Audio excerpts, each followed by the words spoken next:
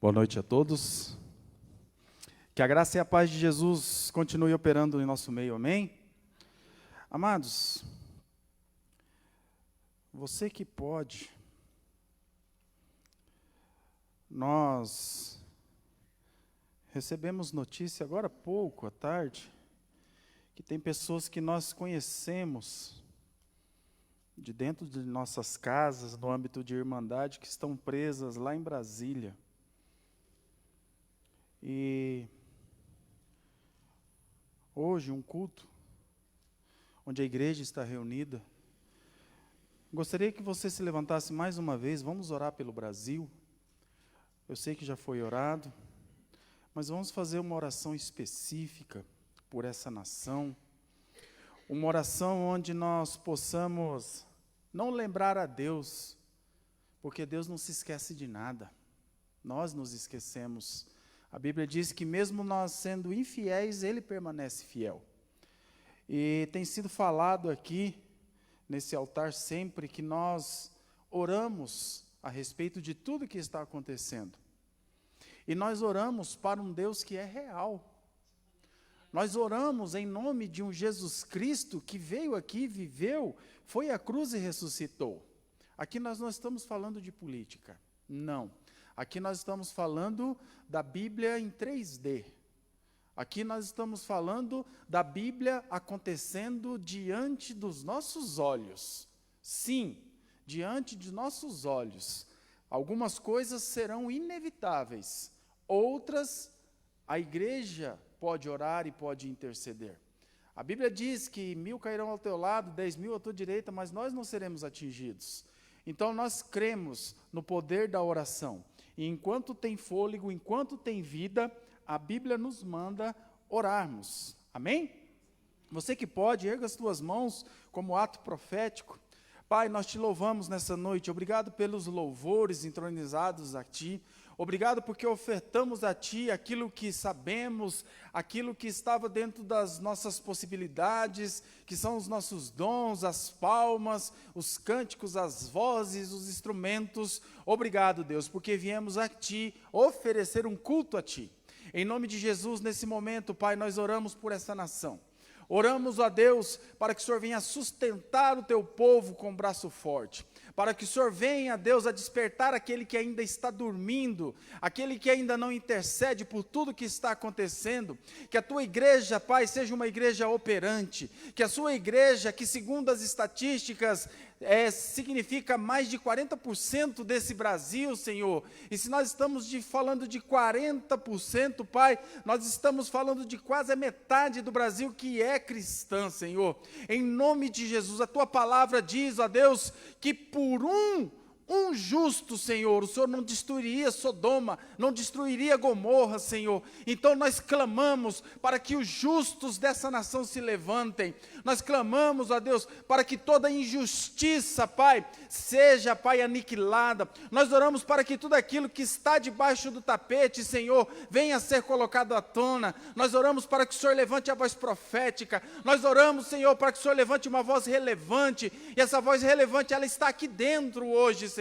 A voz relevante, ela não é somente os homens que estão nas grandes denominações, nos grandes púlpitos, nos grandes altares. A voz relevante é desse homem, dessa mulher que trabalhou hoje, cumpriu o seu expediente. Alguns vieram direto para o trabalho, aqui para a Tua casa de oração, Senhor. Essa voz, ela é importante. Essa voz, ela tem poder. Essa voz faz o mudo falar. Essa voz, ela faz a tempestade frear. Essa voz que está falando nesse exato momento aqui, tem poder dado pelo Senhor ali na cruz do Calvário, Senhor. Então nós oramos, fortaleça as crianças que estão ali, Senhor, fortaleça os jovens, os adultos, levante a justiça na nação brasileira, ó Pai, em nome de Jesus, e que tudo isso que está acontecendo, Deus, seja a prova viva de que estamos, ó Deus, diante dos últimos dias, dias de acordarmos, dias de termos as nossas lamparinas acesas, dias de sermos a noiva prudente, como foi falado aqui que somos a noiva.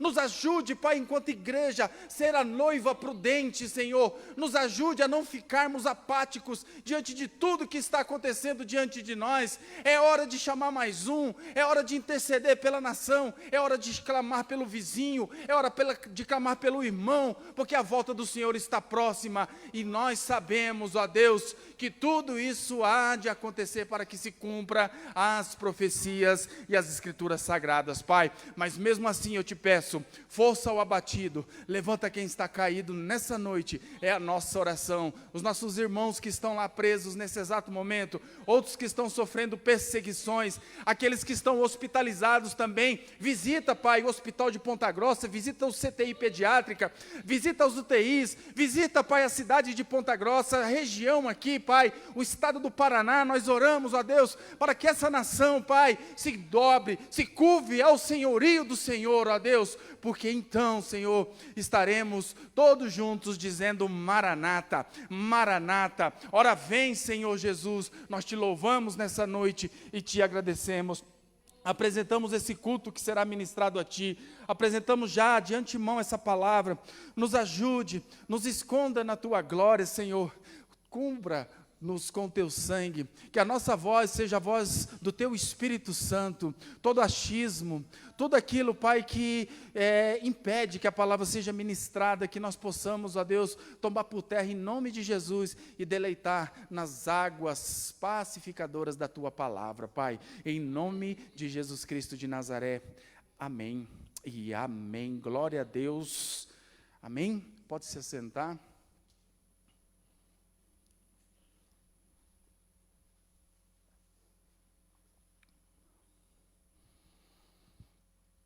Gênesis capítulo 2, verso 16.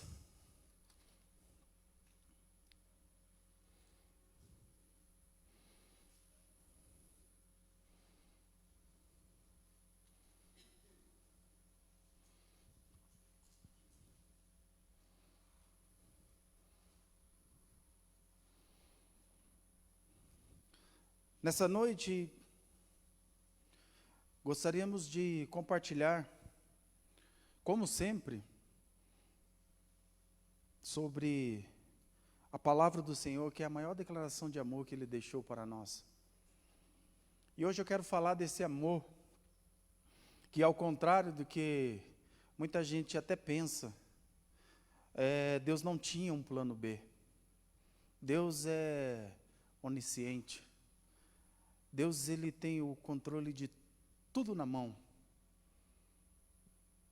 Nós vamos ler o texto de Gênesis e vamos observar que Deus, na sua perfeição, no seu amor para conosco, um amor que excede todo entendimento humano.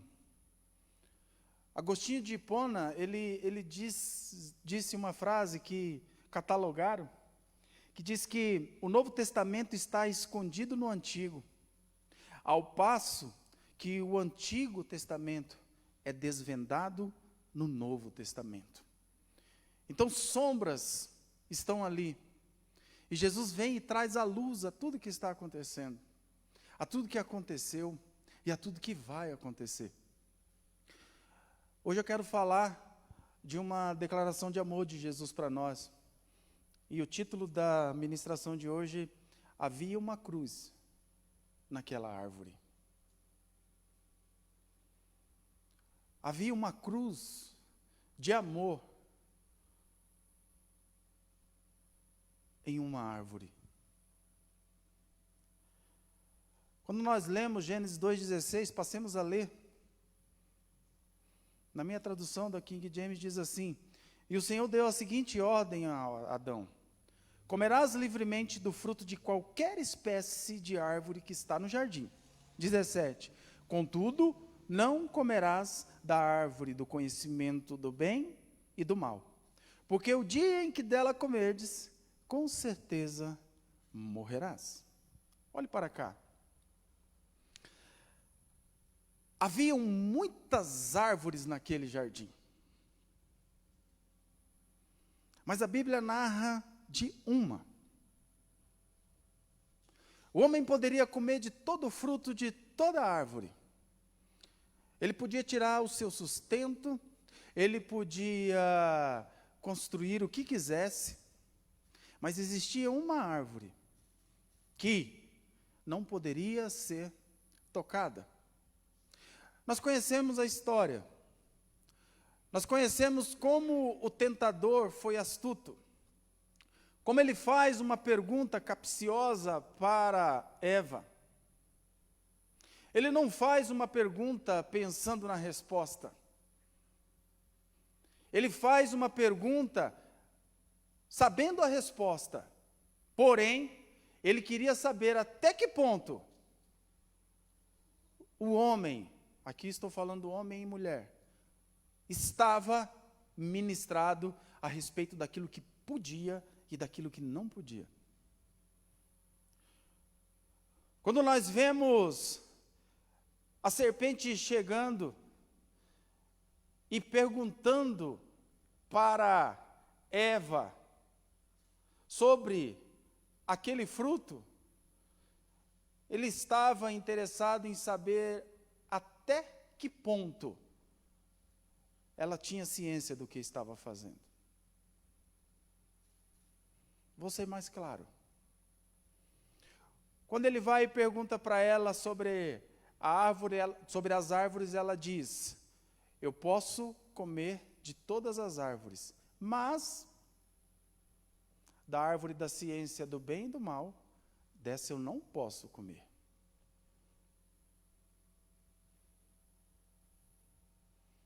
É interessante a linguagem. É interessante como nós conseguimos passar o que está em nosso coração. E a serpente, como a Bíblia diz, ela era a mais astuta de todas. Capítulo 3, verso 1.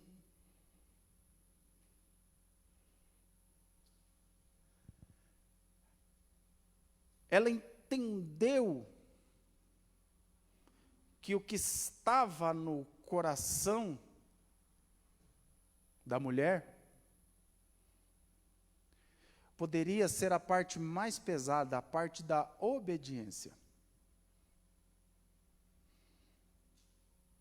Vou fazer um exemplo. Digamos que a pintura do templo ficou perfeita, mas deu uma pequena infiltração bem no cantinho da parede, quase imperceptível. Olha o meu coração sendo, vou usar uma palavra, olha o meu coração sendo revelado pela minha boca. Aí alguém perguntaria para mim: como ficou a pintura do templo?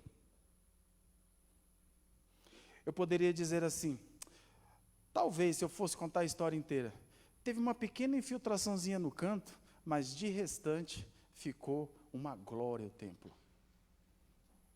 Os homens trabalharam, deu muito trabalho, fizeram em tempo recorde, mas o templo ficou ótimo. Eu dei mais evidência para a pequena infiltração, ou mais evidência para tudo que os homens fizeram e o que a tinta teve a capacidade de fazer? A segunda questão. Agora, se o meu coração está ao contrário, eu poderia dizer: ficou perfeita, quase perfeita, ficou tudo bonito, os homens trabalharam em tempo recorde, porém ficou uma infiltraçãozinha lá no cantinho. Qual é a última informação que a pessoa que vai receber vai levar? Geralmente, é a última que a gente dá ênfase. Quando o médico vai dar uma notícia ruim, é do mesmo jeito, né? Veja bem, hoje a ciência evoluiu.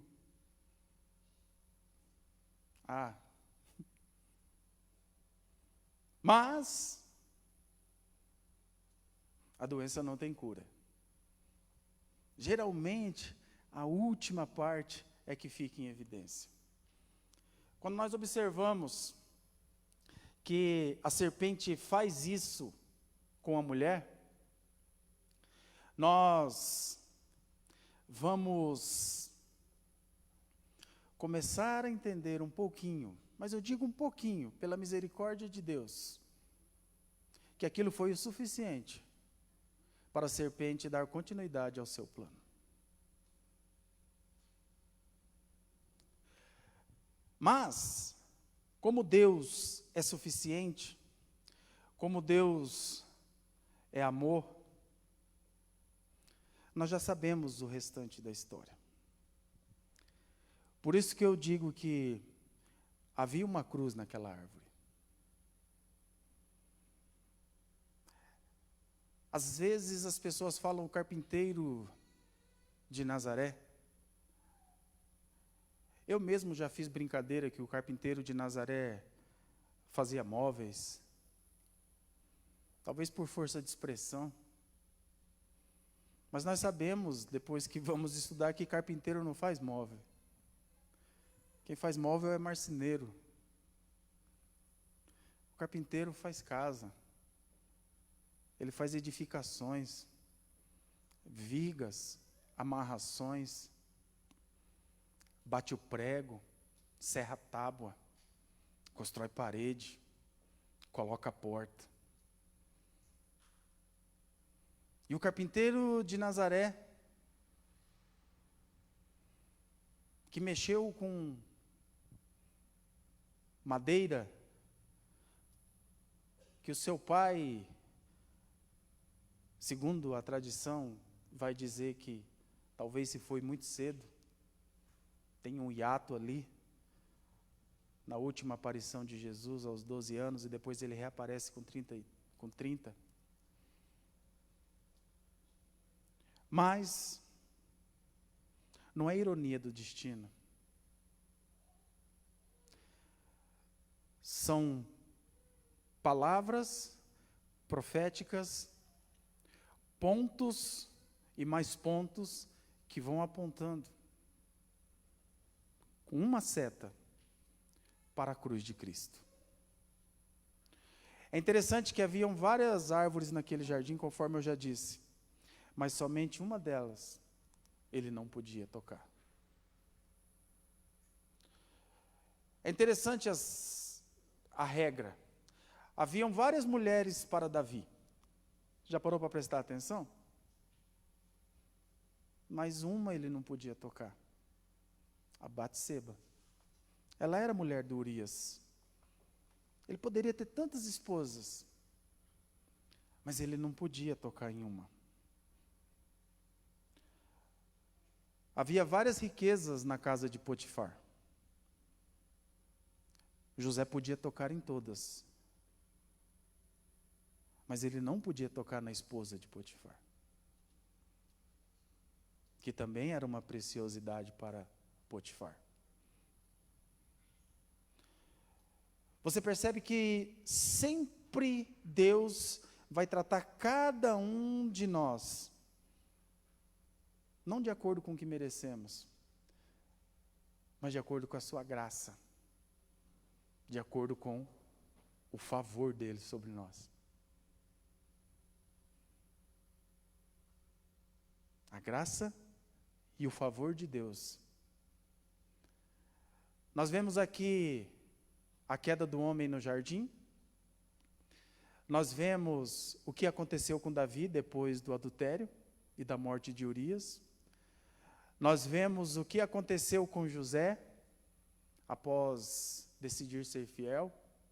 Foi preso, ali ficou muitos anos naquela cadeia. O nosso Deus, ele é um Deus de princípios inegociáveis. Certa vez eu li algo que eu marquei aqui. A graça que tira você do pecado é a mesma graça que vai te ensinar a viver longe dele. Sabe por quê? Porque a graça, nela não tem acusação. Eu vivo na graça de Deus. Vou dar um exemplo. um assunto muito polêmico. Vou abrir uma janelinha aqui e já fecho. Dízimos e ofertas. Tem gente que vai falar que é da lei, outros que vão falar que é da graça, outros vão falar que se tiver que dizimar, vai ter que voltar a cumprir todos os 613 mandamentos. Outros já vão dizer, eu prefiro fazer o que Paulo ensinou aos Coríntios, capítulo 9. Deus ama o que dá com alegria. Entre o medo do devorador e a alegria de poder dar, eu prefiro a graça de retribuir, né? A alegria de retribuir. Olha que interessante. Então, nós precisamos entender o que aconteceu ali, tanto no Jardim do Éden, quanto no Jardim do Getsêmani. Tanto com o primeiro Adão, quanto com o segundo Adão. O que acontece hoje, e eu não vou aqui usar e nem acusar ninguém, mas existe uma chamada hipergraça que relativiza o Evangelho. Onde tudo pode se eu sou feliz. Onde é quase eu em primeiro lugar e depois as obrigações. E isso está batendo à nossa porta. Querendo deixar as coisas de um jeito que o apóstolo Paulo falou aos Gálatas. Abra lá comigo em Gálatas, capítulo 1, verso 8, para não ficar somente nas minhas palavras. Gálatas 1, 8.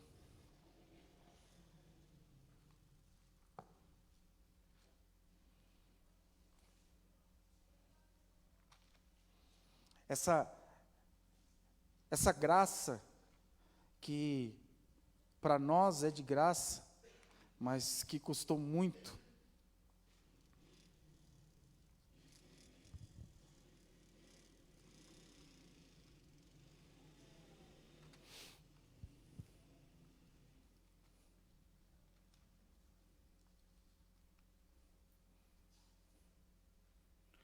Gálatas 8, amém? O apóstolo Paulo vai dizer assim: contudo, ainda que nós, ou mesmo um anjo dos céus, vos anuncie um outro evangelho diferente do que já pregamos, que seja considerado maldito. 9. Conforme já vos revelei antes, declaro mais uma vez: qualquer pessoa que vos pregar um evangelho diferente daquele que já recebeste, seja amaldiçoado.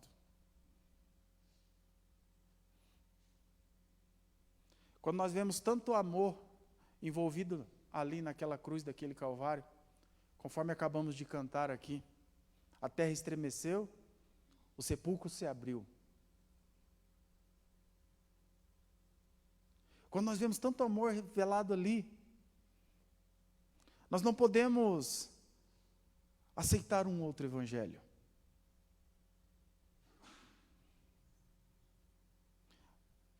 A salvação, ela tira o crente do mundo. A santificação tira o mundo de dentro do crente.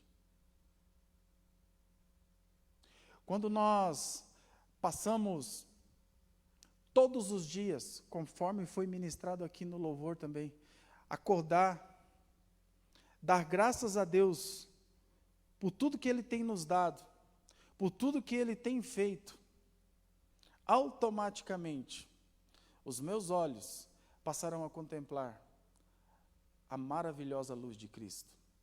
Porque se os meus olhos forem bons, todo o meu corpo será luz. Havia uma cruz naquela árvore, meus irmãos. Efésios capítulo 1, verso 4, não precisa abrir.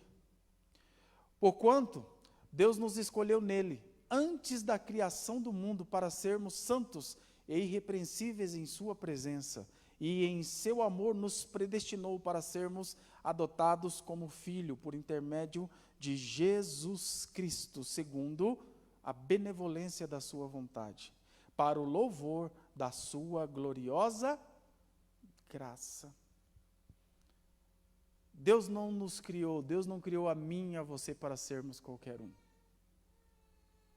Deus criou a mim e a você para sermos louvor da gloriosa graça dele. Nós não somos um opróbrio. Nós não somos uma vergonha. Tudo que eu falei, nós ainda estamos em Gênesis 2,16, tá? Deus não nos criou para nós vivermos nos lembrando do que a serpente fez, mas Ele nos criou para que nós tenhamos a mente renovada e possamos viver o que Ele tem de melhor para nós. E o que Ele tem de melhor para nós, de acordo com Isaías 1,19, é o melhor dessa terra. Quando eu entendo aquilo lá, quando há uma transformação na minha mente, uma metamorfose, eu vou olhar para aquela queda, eu vou olhar para aquela árvore, eu vou olhar para aquele fruto que foi retirado de uma árvore, e eu vou me lembrar que da árvore que saiu, o fruto do pecado, que aponta para uma madeira, o fruto da desobediência, em outro madeiro, há 2000 anos atrás, o fruto da obediência se manifestou para mim e para você. E hoje nós somos livres para a glória do Deus vivo. Perceba, quando eu consigo fazer essa transformação de mente, eu já olho para as coisas passadas.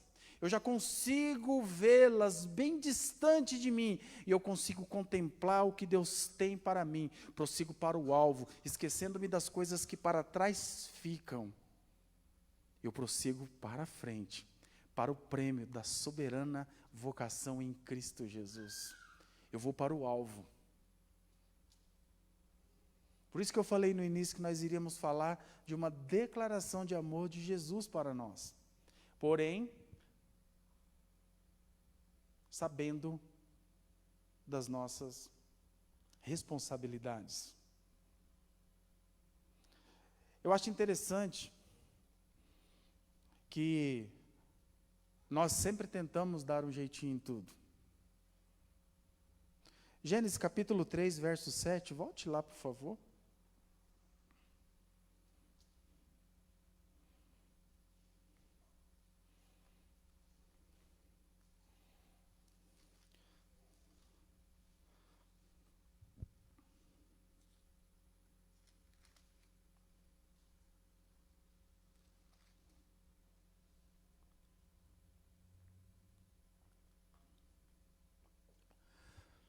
Gênesis 3, 7 diz assim: então os olhos dos dois se abriram e perceberam que estavam nus. Em seguida, entrelaçaram folhas de figueira e fizeram cintas para cobrir-se.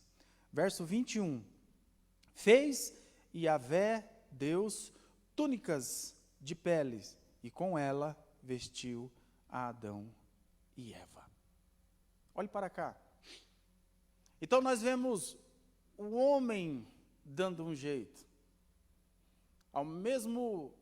Do mesmo jeito que nós não conseguimos acrescentar um palmo à nossa estatura, não conseguimos colocar um dia mais de vida para nós, semelhantemente, Adão e Eva foram tentar dar um jeitinho e cozinharam folhas e fizeram ali roupas para tapar as partes íntimas deles, porque eles perceberam que estavam nus.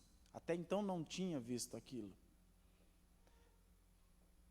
Mas Deus, com a sua infinita misericórdia,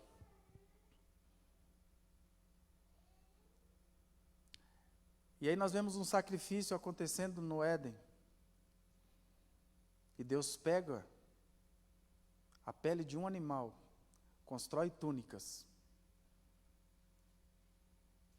e veste a vergonha daqueles dois. O pecado e a graça.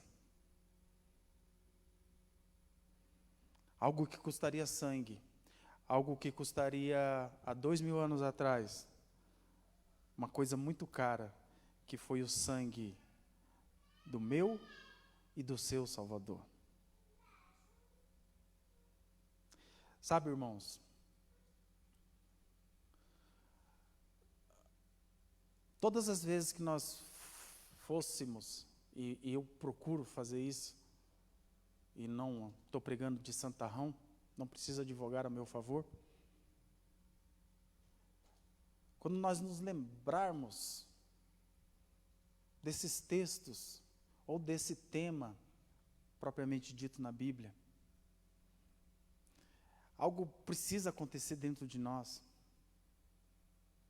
Algo precisa quase que nos transportar para lá. Algo precisa mexer nas nossas estruturas.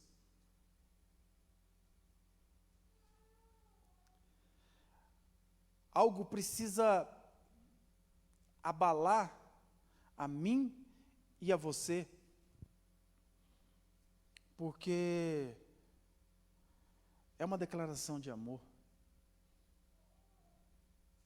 As palavras que nós estamos tendo acesso. Nós precisamos entender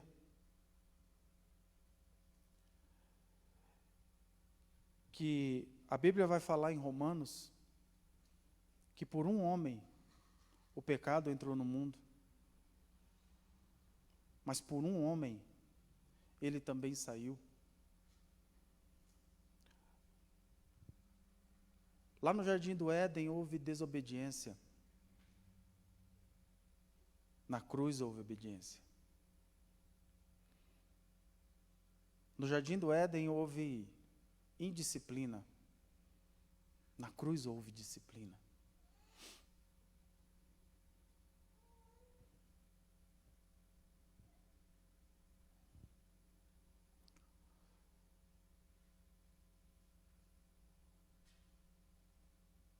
Abra sua Bíblia em Colossenses 2,13.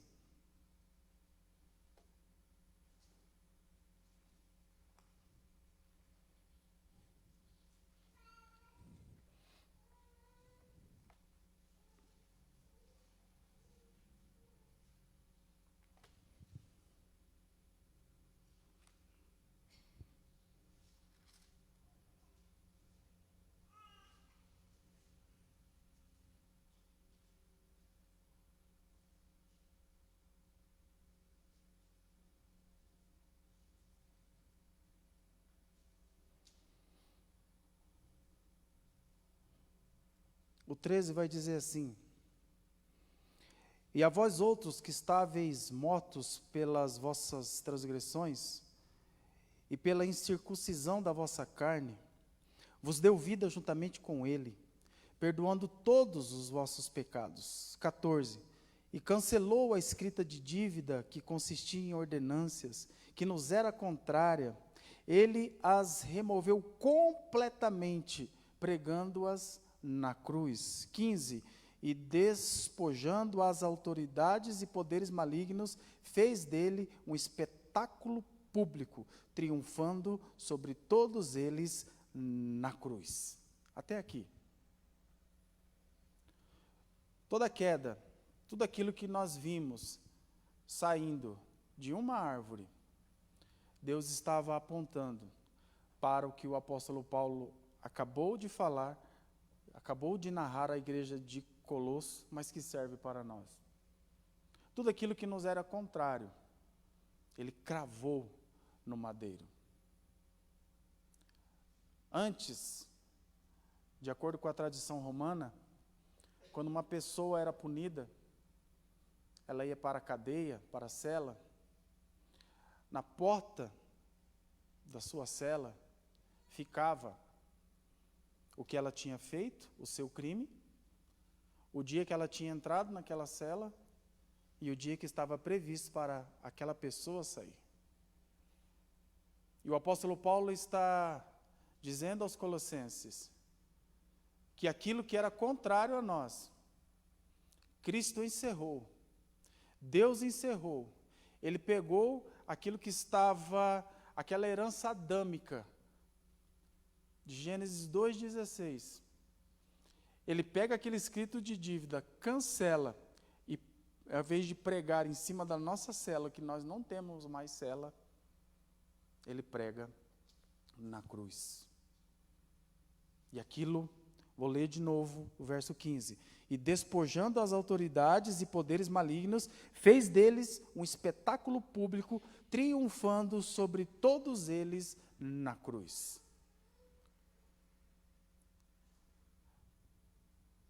Havia uma cruz naquela árvore. Havia amor demais em tudo aquilo que Adão estava fazendo. Não tinha plano B. Eu e você não somos um plano B de Deus. Você não é um plano B de Deus. Nós já lemos aqui, nós fomos criados para louvor da glória de Deus, para louvor da tua graça. É isso. Isso tem que permear nossas vidas. Isso tem que nos encher. Nos momentos de dificuldades que virão, não é só poesia. O dia mau chega. Eu acho interessante quando a Bíblia diz para nós nos revestirmos de Deus, revestirmos de Cristo. Assim como um dia Adão e Eva foram vestidos da pele de um animal, hoje nós precisamos ser revestidos, nos vestirmos mais uma vez de Cristo Jesus em nossas vidas. E isso vai fazer toda a diferença. Isso faz a diferença no dia mau, porque daí eu lembro que Cristo triunfou por mim na cruz. Isso vai fazer diferença no dia bom, porque daí eu vou me lembrar que tudo isso é por causa do amor dele na cruz. Vai fazer a diferença no momento de dificuldade, porque eu vou saber que se Cristo venceu, ressuscitou dentre os mortos e largou, deixou o título de unigênito para se tornar primogênito, então eu sei que eu posso vencer também. Você também pode vencer. Porque havia uma cruz naquela árvore. Nós não somos o plano B de Deus. Cristo não é o plano B de Deus. Deus não tem um plano B, Ele tem um plano A. O plano A é salvar a mim, salvar a você, salvar a todos nós. É nos dar vida em abundância. É fazer com que nós prosperamos, é fazer com que nós vivamos aquilo que Ele tem para nós aqui nessa terra, nesse tempo. É o que Ele tem para mim e para você. Nós estamos caminhando para o final. Eu gostaria de pedir para a equipe do louvor vir aqui. Repita comigo, por favor. Cristo é suficiente. Pode repetir. Cristo é suficiente. Sabe, irmãos? Cristo é suficiente. Ele é suficiente. Ele não é o plano B. Ele é o alfa. Ele é o ômega. Ele é suficiente para tudo em nossas vidas. No dia bom, no dia mau, Cristo é suficiente. O escrito de dívida foi cravado na cruz. Aquela serpente achou que estava ganhando ali. Mas Gênesis 3,15 vai apontar que do ventre daquela mulher viria alguém que feriria a cabeça daquela serpente. Na cruz do Calvário, às 15 horas de uma sexta-feira, Satanás achou que estava ganhando. Mas mal sabia ele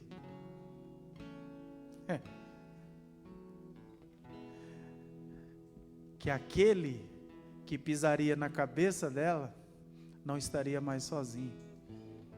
Naquela cruz ele estava dando autoridade para mim e para você também pisar na cabeça da serpente. Talvez ele achou que estava aniquilando Jesus, mas ali, Jesus estava comprando. E hoje nós somos propriedade exclusiva dele.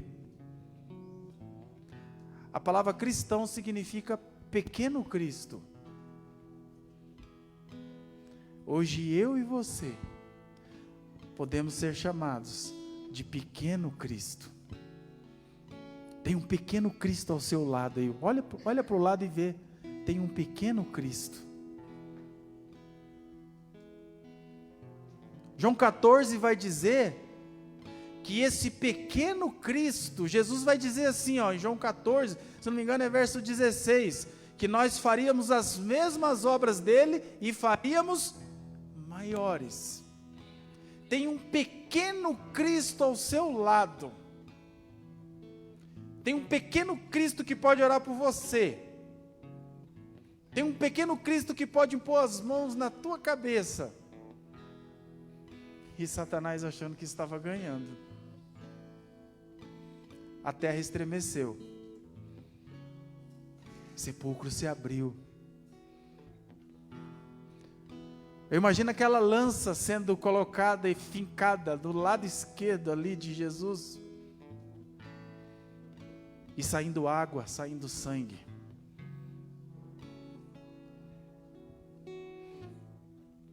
E talvez Satanás, olhando para os seus demônios, olhou um para o outro e falou: lascou.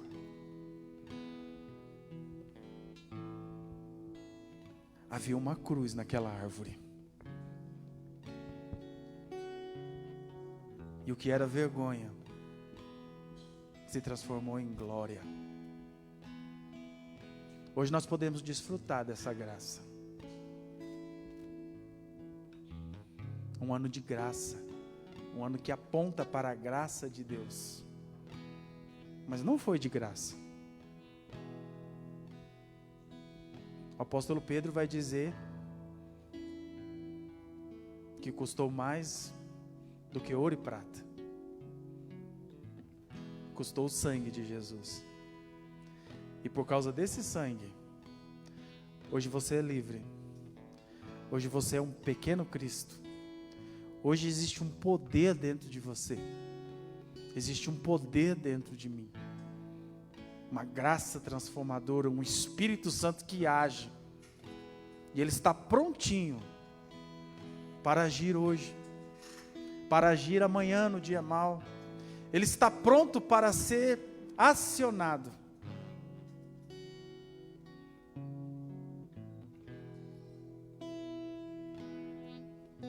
Esse Espírito Santo está à sua disposição. Está à minha disposição. Você que pode, fique em pé.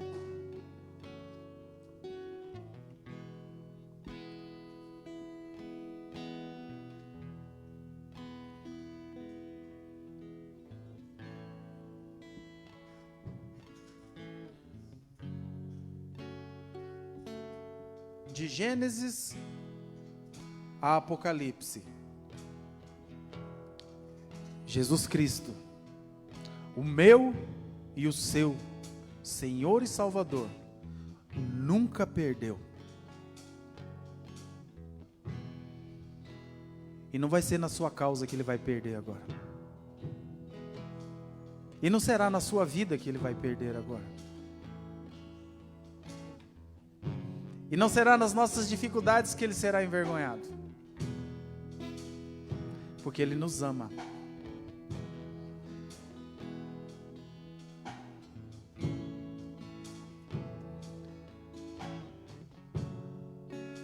E hoje nós estamos aqui para lembrar. Lembrar de orarmos todos os dias. Para que Ele volte. Para que Ele venha buscar a sua igreja limpa, a sua noiva adornada. Onde no abrir e fechar de olhos, um povo vai sumir. E a nossa oração é para que essas cadeiras estejam cheias de pessoas que vão morar no céu e no abrir e fechar de olhos vão desaparecer de Ponta Grossa. E vai ser assim, ó, abriu, fechou o olho, sumiu. Porque dessa vez agora, ele não pisará nessa terra. Nós encontraremos com ele nas alturas.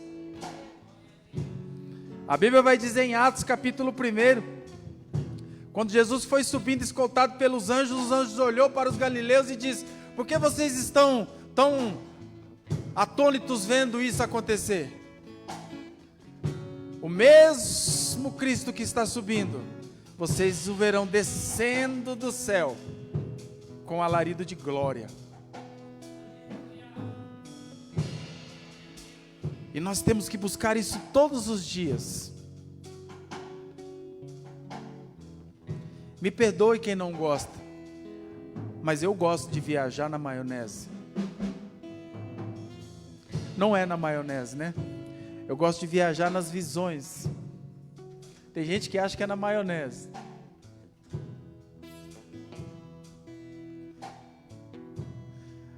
Mas quem já assistiu o filme de arrebatamento assim, quando vê aquele povo subindo assim, e geralmente você imagina nuvens, geralmente, eu gostaria de ver talvez Jesus lá de cima, falando: vinde benditos do meu Pai.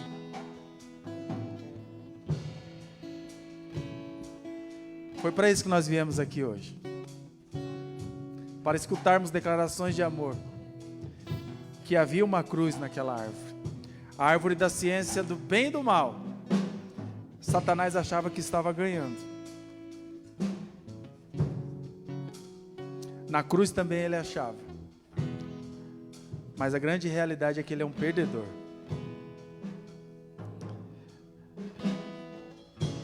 Feche seus olhos. Pai, nós te agradecemos nessa noite. Obrigado por tão grande amor derramado sobre as nossas vidas, Pai. Obrigado porque, se formos olhar para nós, fracos, pecadores, não merecíamos nada, senão, ó Deus, o inferno. Mas aprove ao Senhor levar o teu filho naquela cruz. Aprove ao Senhor taxar e cravar naquela cruz o escrito de dívida que era contra cada um de nós aqui. E Cristo levou naquele madeiro, Ele levou as nossas enfermidades. O castigo que nos trouxe paz estava sobre Ele. Pelas feridas dele nós fomos curados. Nessa noite eu oro por cura aqui. Cura emocional. Cura na autoestima. Dor nas costas. Eu oro agora. Oro por você que não tem conseguido dormir.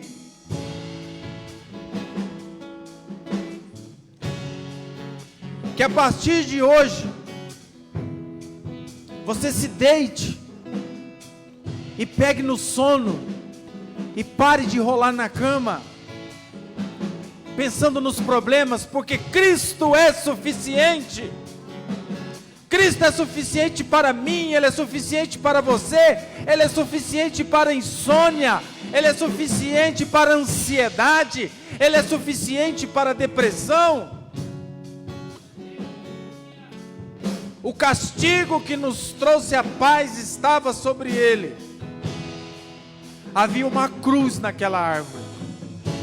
A declaração de amor do Pai para mim e para você estava naquela cruz.